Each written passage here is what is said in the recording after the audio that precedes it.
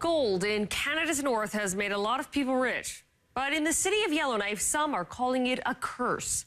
That's because buried underneath an old gold mine, there is a toxic threat, a chemical byproduct of extracting all that gold that threatens the whole community.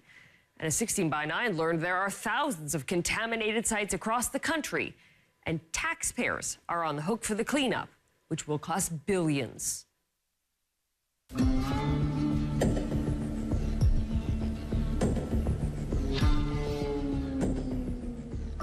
What you're looking at is one of the most contaminated places in Canada. It's called Giant Mine, the gold mine that helped build the city of Yellowknife. While it was in operation, this mine produced nearly 200 tons of gold, making it one of the most productive gold mines in Canadian history. But extracting that gold created a deadly byproduct, a dust called arsenic trioxide. There's 237,000 tons of arsenic trioxide stored underground. There's probably enough underground to kill every person on the planet a couple times over. Few people know more about the story of Giant Mine than environmental advocate Kevin O'Reilly. That story goes all the way back to the 1940s.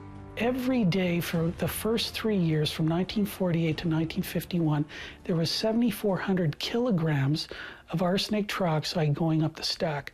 This is a proven human carcinogen. How much was going up every day? 7,400 kilograms a day of a dust. So basically it would spread across a good part of Yellowknife. Most of the soils in the community now have been contaminated as a result of this gold roasting operation. It's left a horrible legacy in this community. That community is also home to the Dene Yellowknives First Nation and former chief, Fred Sangris. People died. Our community was in grief for many years.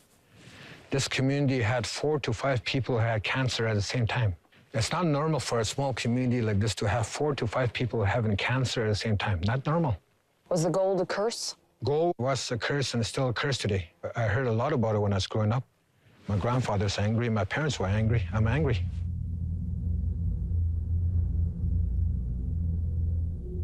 Before the gold mine here, this community was peaceful. People go out and get the fish here. People go to the water and get their water and get their medicine plants here. Everything we needed, it was all on the land.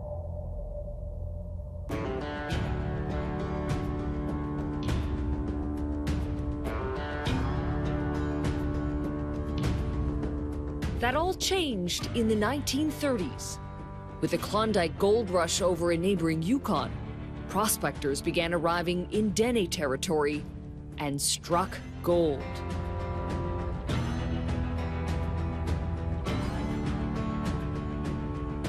The Yellowknife Dene received nothing from that mine. Royalties, nothing. The arsenic started coming into the bay. They noticed the fish were floating upside down, and sometime in the springs, and people were picking up fish. And they thought the fish were dying naturally, and so they're giving it to their sled dogs. And next thing you know, the sled dogs are dying. We got shafted. They got the gold. Government documents obtained by 16 by 9 show that in 1951, a Dene child in Yellowknife drank melted snow and died from arsenic trioxide poisoning. According to Fred, 2 more Dene children died of arsenic poisoning 8 years later. The man who lost 2 children in 1959, the mine companies came and gave them $1,000 because he lost his children. Forget about it. You know, take the money. That's crime. Nobody had been charged for the death. No, there's no inquiry. Records show the government knew about the danger the arsenic posed before the first child died, but no action was taken to reduce the pollution until months later. Its efforts to warn people of the danger were minimal. Ads were placed in the local paper, along with a few signs posted around waterways. The government issued warnings, but who can read at that time? You mean they were written? They were written in English, but how many Dene people could read? Nobody could read it. In 1951, the mine finally installed a filtration system to capture some of the toxic arsenic that was blanketing the town. But that created another problem. What are we going to do with this stuff? Well, the decision was made with some support or understanding with the government that the best way, at least they thought at the time, was to put this stuff back underground, capture it and pipe it underground. So they've got all this toxic dust. Yes. It's called arsenic trioxide. That's correct. And they decided to pump it underground. Yep. Right call? There was an engineer for the mine that said, you know what, this is not a good idea. But the decision was made. That was cheap, nasty. This is the way we can deal with this stuff. There was no major investigation into how the arsenic was affecting people until 1966, when the federal government began a study. Even then, the results of that study were buried. The chief medical health officer kept having local authorities bothering him and writing him and hounding him about, where is this report? When is it coming? And basically said, well, there's, not really a big problem here. While the government tried to reassure people everything was fine and it wasn't hiding anything, this memo between Yellowknife and Ottawa tells a different story. It was apparently decided at the time that the report should not be made public because it might cause alarm on the arsenic question. Under pressure from the media and the community, the government did a larger arsenic study in 1977. It found elevated arsenic levels in hair samples taken from people in the community. Meanwhile, the pollution continued. Even after the pollution control devices were put in place, there was still arsenic trioxide being released into the environment. The creek isn't even found in its natural course. It's been diverted, moved, shifted around. There's open pits. It's a mess. Why isn't this on the headline of every newspaper in the country? Well, hey, Yellowknife's the end of the road, out of sight, out of mind. Even now, on windy days, locals say they can see clouds of arsenic dust wafting over Yellowknife Bay from the mine site. It has happened, and it happened as recently as May of this year. And This May? That's right. Am I breathing in arsenic right now? Well, because you're in Yellowknife, most of the soil here is contaminated from the mining operations. You are getting exposed to some level of arsenic that's above what levels you'd expect in perhaps other parts of Canada, just because you're here.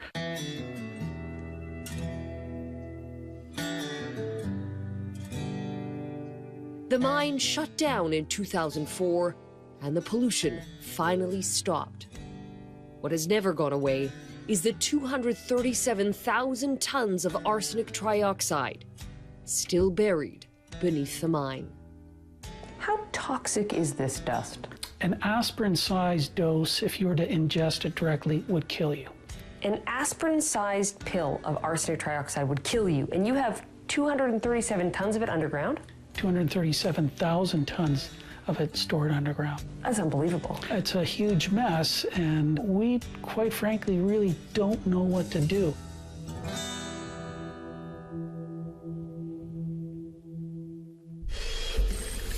Next, a giant mess left behind by giant mine. If I die of cancer, on my stone, you can write out, died from giant mine pollution.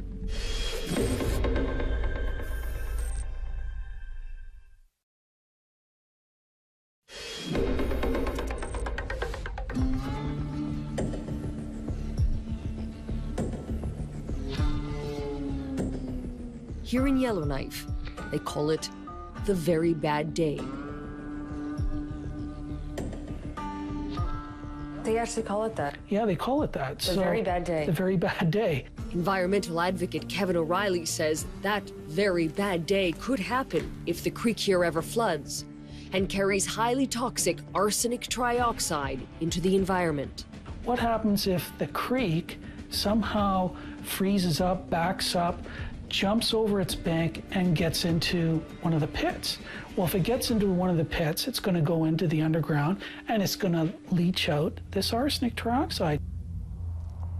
Yellowknife is right next to Great Slave Lake. It's one of the largest freshwater bodies in Canada, if not the world. And This water flows where? Down the Mackenzie River, Canada's biggest river. To prevent that worst-case scenario from ever happening, a team of government workers has to deal with all that arsenic trioxide stored underground. So this is our roaster deconstruction project. Jane Amphlett is the operations manager who took us to where it all started. It's called the roaster complex, where the rock was crushed, mixed with chemicals, and the gold was extracted. It's also where the deadly byproduct, arsenic trioxide dust, was made. The roaster complex was the most contaminated structures we had on site. It's where the arsenic trioxide was actually created and where it was pumped underground. The job of taking down these heavily contaminated buildings is painstaking work. It has to be done piece by piece with extreme caution. But so there's no big boom, you're not imploding these buildings? No, absolutely not. Not with a contaminated structure like that. It's really important to do it really carefully. Amazingly, for much of the mine's history, employees worked in these highly contaminated areas with little protection. Not anymore.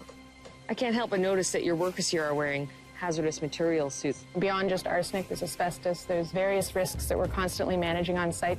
Despite those precautions, 31 workers here showed elevated arsenic levels last year. So far this year, 26 have shown elevated levels. We have a medical monitoring program as well that measures arsenic for workers weekly.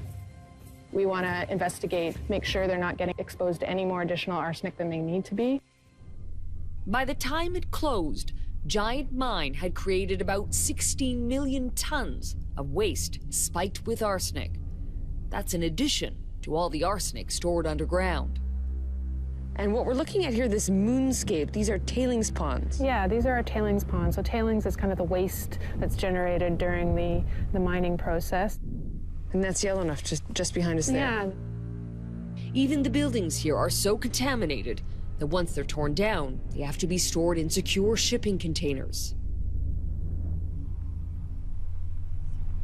After years of proposals and planning, the government decided the best way to keep the city safe was to leave the arsenic underground and freeze it in place.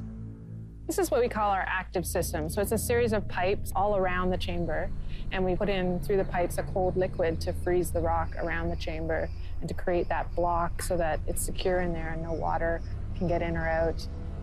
And this chamber of arsenic trioxide is right in the middle, underground there. That's right. Yeah. There are 14 chambers filled with arsenic dust at the site. The plan is to freeze the rock around each chamber. Once that happens, thermosiphons will be placed around the perimeter of each chamber to keep it that way. And what the thermosiphons do is they take heat from the ground and they bring it up to the surface. So they circulate. Heat out of the ground. You're circulating the cold air down and the heat out. So how much arsenic are we talking about here? How do you conceptualize that? 12-story buildings, that's the size of these chambers. The cost to deal with the contamination is estimated at a staggering $900 million. It will take another $2 million a year to maintain the freezing system. And because the government never forced the companies that owned the mine to take responsibility for the pollution, taxpayers will have to pay for all of it. Corporations, they're only going to operate within the laws that exist, that governments are supposed to be putting in place. The company is not around anymore, so who's going to have to pay for trying to manage this stuff forever? You and I as taxpayers, that's who's going to have to pay for this. I'm going to pay for the cleanup That's here? correct, absolutely. For how long? Well, for how long? Forever. There's no way to get rid of this stuff. I have a bill in perpetuity? That's correct. And the government hasn't always been forthcoming about that bill. Only 2 years ago, they claimed the remediation of Giant Mine was only going to cost $450 million, even though internal documents show they'd known for months the cost had doubled. That's not just a miscalculation. No. Like, this is doubling of the cost. So where does that figure come from? And it took them several weeks to come back and try to fumble around and respond in some way.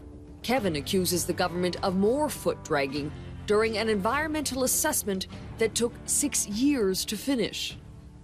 I think those costs have only increased as a result of this environmental assessment. How expensive could this get? I wouldn't even want to hazard a guess now, but I think it's in the billions of dollars. The Minister of Aboriginal Affairs and Northern Development is responsible for Giant Mine and those skyrocketing costs. But the minister declined our request for an interview. Former Environment Commissioner Scott Vaughan says there are laws requiring companies to put up money ahead of time for environmental damage, but they often let polluters walk away without paying the full cost, meaning taxpayers are once again left with the bill. If we know that there's not enough money for those financial safeguards, then we could be, facing the bill in the future as well. And Giant Mine is far from the only problem. It's just one of more than 22,000 federally owned contaminated sites. Chances are there's one close to your home. The Environment Ministry oversees all of those sites and has decided many of them don't require any action at all. When Scott investigated, the government wouldn't tell him how those decisions were made. If you don't look that hard, then you can just say, well, we don't think there's a problem, and you close it, and the cost then is zero. Thousands of those contaminated sites were closed before soil and water samples were ever taken. Environment Minister Leona Agluka declined our request for an interview, but her staff told us they have historical data showing those sites aren't dangerous, and there's no need for site testing. There is a worry that it was a paper exercise from somebody sitting in headquarters that didn't really have a good handle on what the actual risks were out in the real world. In April, the Parliamentary Budget Officer estimated the bill to deal with contaminated sites has grown to $7 billion.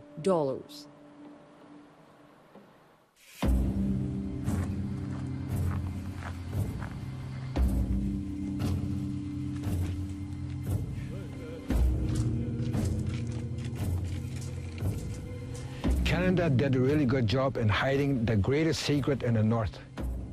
After decades of pollution, years of cover-ups, and a legacy of mismanagement, former Chief Fred Sangris says it's too late for an apology.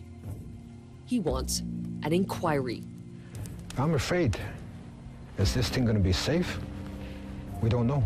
If I die of cancer, on my stone, you can write out, died from giant mine pollution. You can write that on my stone. I have no problem putting that there. I have no problem putting Canada to shame. Because really, they're poisoning us slowly.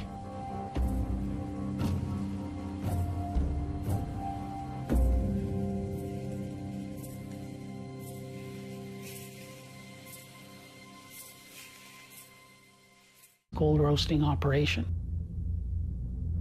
It's left a horrible legacy in this community. That community is also home to the Dene Yellowknives First Nation and former chief, Fred Sangris. People died. Our community was in grief for many years. This community had 4 to 5 people who had cancer at the same time. It's not normal for a small community like this to have 4 to 5 people having cancer at the same time. Not normal. Was the gold a curse? Gold was a curse and it's still a curse today. I heard a lot about it when I was growing up. My grandfather's angry, my parents were angry. I'm angry. Underground to kill every person on the planet a couple times over. Few people know more about the story of Giant Mine than environmental advocate Kevin O'Reilly.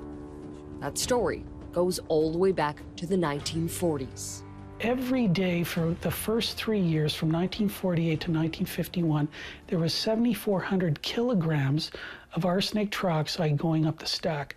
This is a proven human carcinogen. How much was going up every day? 7,400 kilograms a day of a dust. So basically it would spread across a good part of Yellowknife. Most of the soils in the community now have been contaminated as a result of this.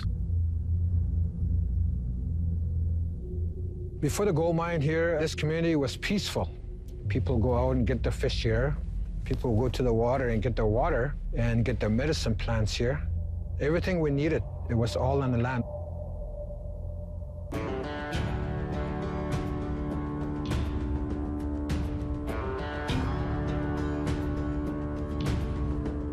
That all changed in the 1930s. With the Klondike gold rush over in neighboring Yukon, prospectors began arriving in Dene territory and struck gold.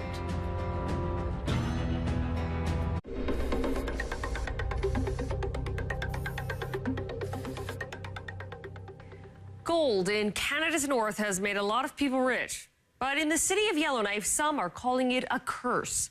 That's because buried underneath an old gold mine, there is a toxic threat, a chemical byproduct of extracting all that gold that threatens the whole community.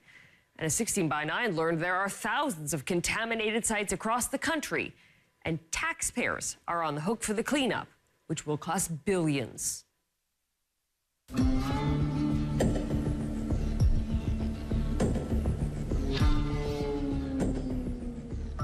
What you're looking at is one of the most contaminated places in Canada. It's called Giant Mine, the gold mine that helped build the city of Yellowknife. While it was in operation, this mine produced nearly 200 tons of gold, making it one of the most productive gold mines in Canadian history. But extracting that gold created a deadly byproduct, a dust called arsenic trioxide. There's 237,000 tons of arsenic trioxide stored underground. There's probably enough